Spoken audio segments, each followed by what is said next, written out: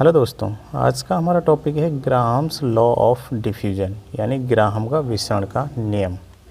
तो ग्राहम का विसरण का नियम क्या है, विसरण क्या है, घनत्व क्या है, घनत्व और विसरण में क्या संबंध है, आज इन सभी बातों को हम इसमें जानेंगे। साथ ही ये जो नियम है ग्राहम का विसरण नियम, ये एग्ज़ाम्स की दृष्टि से बहुत ज़्यादा इम्पोर्टेंट है। तो वीडियो को बिल्कुल भी स्किप न करते हुए पूरा आखिर तक ज़रूर देखें।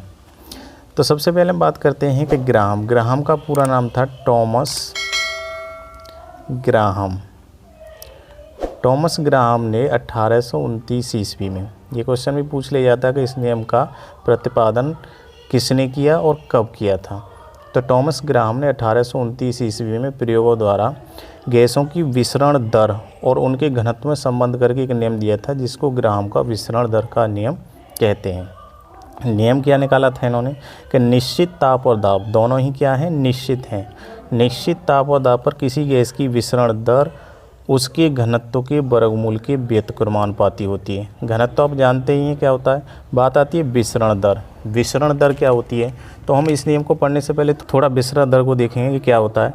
देखिए, गैस को जो भी स्थान मिलता है उसमें वो एक समान रूप से फैल जाती है। गैसों के इस गुण को कहते हैं विसरण। जैसे मान लीजिए मेरे पास एक सिलेंडर है ये, जिसमें भरी हुई है नाइट्रोजन गैस, और दूसरा सिलेंडर है मेरे पास ये मान लीजिए, और इन दोनों सिलेंडर को यहाँ पर हमने जोड़ दिया है और इसमें भरी हुई है मान के चलिए O2 गैस। ये दोनों ही क्या हैं, गैस हैं। अब ये जो दोनों गैस भरी हुई हैं, जब इनको जोड़ने के बाद इसको यहाँ से प्लस को हम खोल देते हैं, तो खोलने पर ये नाइट्रोजन और ऑक्सीजन दोनों ही एक समान रूप से दोनों सिलेंडर में फैल जाती हैं। तो इस गुण को कहते हैं विसरण।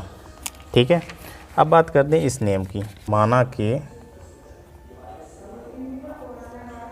विसरण दर R, स्मॉल r मान ली, और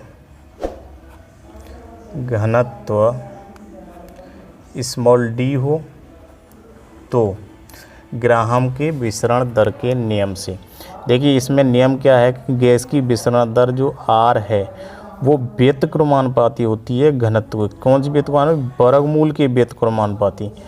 तो व्युत्क्रमानुपाती वर्गमूल 1/d, समानुपाती वर्गमूल और 1/d उल्टा है तो व्युत्क्रमानुपाती हो गई। अब मान लीजिए हम इस नियम को देखें दो भिन्न गैसों के लिए।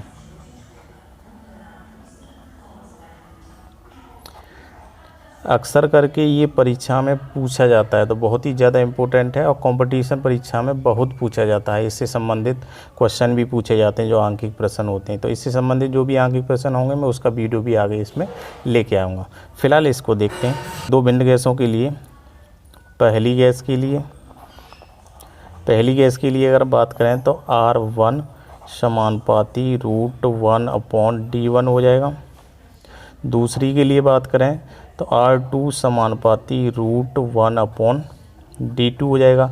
ऐसे हम डायरेक्ट कर सकते हैं। दूसरा, यदि हम यहाँ से बराबर को हटाएंगे तो R1 बराबर K, जैसे यहाँ पर हम हटाते हैं तो R बराबर K √1/d, जहाँ पर जो K है वो क्या है, एक स्थिरांक है,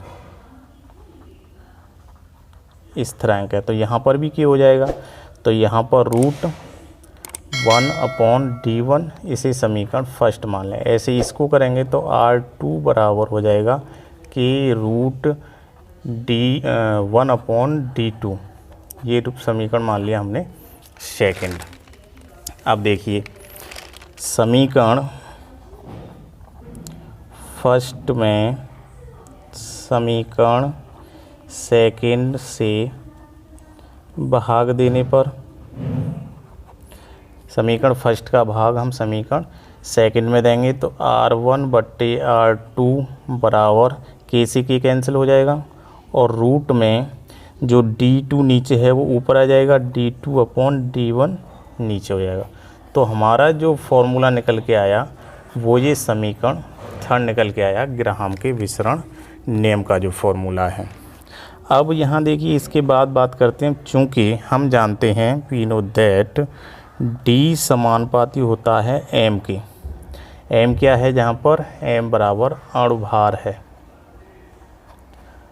तो एम के समानुपाती है, तो यहाँ पर जो फॉर्मूला है वो क्या बन जाएगा फिर R1/R2 बराबर रूट D2/D1 बराबर रूट M2/M1। ये जो फॉर्मूला है इस तरीके से बन के आएगा समीकरण 4।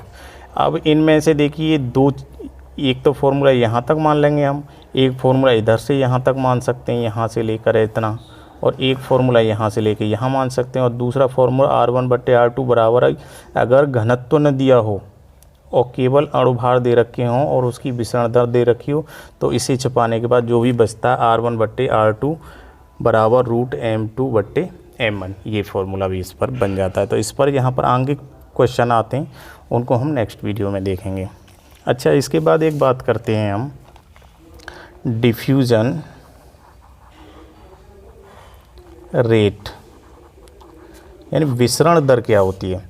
तो विसरण दर होती है गैस का वो आयतन जो एकांक समय में विसरित हो रहा है, एकांक समय में। अब एकांक समय में जैसे R बराबर जो आयतन है V और एकांक समय T मान लिया हमने, तो R बराबर V/T हो गया। अब इसलिए अगर R1 माने हम तो R1 के लिए V1/T1 हो जाएगा, और R2 के लिए क्या हो जाएगा, फॉर्मूला लगा के R2 के लिए हो जाएगा V2/T2। तो यहाँ पर जो फॉर्मूला आ जाएगा V1 के लिए R1 के लिए V1/T1, R2 के लिए V2/T2। तो यहाँ इनके जो मान हैं हम कहाँ लगा देंगे, R1 और R2 की जगह पर लगा देंगे। तो R1 R2 की जगह पे यहाँ पर मान लगा दी हमने R1/R2 बराबर क्या हो गया V1/T1 गुणा T2/V2, उल्टा हो जाएगा, भाग देंगे तो गुणा में, बराबर रूट D2/D1 बराबर रूट M2/M1। तो यो लास्ट निकल के आया हमारा फॉर्मूला, वो ये आया निकल के। अब देखिए इसमें किस किस का संबंध है। R1 R2 का संबंध D1 D2 से भी है, R1 R2 का संबंध इससे भी है, R1 R2 का संबंध इससे भी है, इसका संबंध इससे भी है, इसका संबंध इससे भी है, इसका संबंध इससे। तो जिनमें से मान के चलिए ये वाले दो हों या ये वाले दो हों या ये वाले दो हों या ये वाले दो हों या ये वाले, कई तरीके के फॉर्मूले अलग अलग बन जाते हैं जिन पर न्यूमेरिकल्स पूछे जाते हैं। तो न्यूमेरिकल्स के बारे में हम आगे नेक्स्ट वीडियो बनाएंगे, उसमें बताएंगे किस तरीके से न्यूमेरिकल्स पर क्वेश्चन पूछे जाते हैं, उनको किस तरीके से हल करते हैं। तो दोस्तों ये था ग्राहम का विसरण का नियम, बहुत ही इम्पोर्टेंट है, मोस्ट इम्पोर्टेंट है, इसको ज़रूर पढ़ना है क्योंकि ये एग्ज़ाम की दृष्टि से भी इम्पोर्टेंट है, साथ ही साथ ये कॉम्पिटिटिव एग्ज़ाम्स के माध्यम से भी बहुत ज़्यादा इम्पोर्टेंट है। मिलते हैं अगले नेक्स्ट वीडियो में, तब तक के लिए गुड।